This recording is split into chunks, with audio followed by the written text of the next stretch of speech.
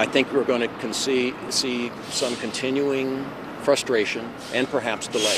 All I can say is democracy is messy. Frustration amid a blow for Seattle's police reform efforts. For years now, Seattle has been moving forward with police reform, a process that's picked up some momentum in the last few weeks, with some hoping a federal judge would give his stamp of approval on the city's new police accountability legislation today. Judge James Robart refused to do that and told the city leaders that Seattle was not yet fully compliant with federally mandated reforms despite its recent progress. King 5's Alyssa Hahn was at today's hearing and has some reaction. We went into the courtroom this morning thinking that we might get a thumbs up on our legislation. Councilmember Tim Burgess shares his disappointment with the federal court's decision today.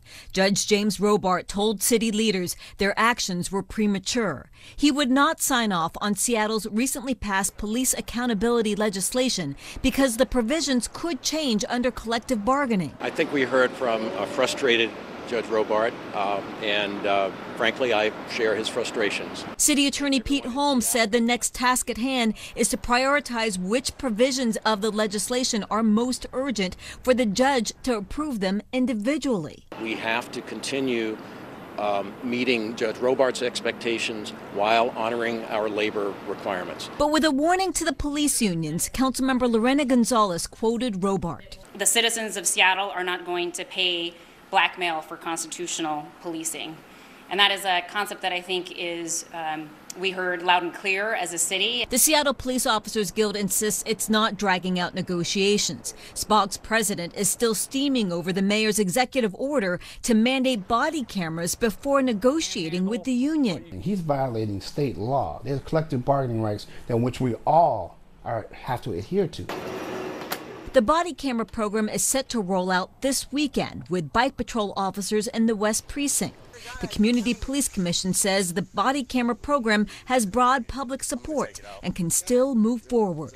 The bottom line is the mayor has decided that he has the legal authority to move forward with cameras. It is up to the union to decide whether or not they agree with that. Alyssa Hahn, King 5 News. Now, the city is supposed to come up with a list while working with the Department of Justice, and the pieces of the police accountability legislation needs the judge's approval really right away.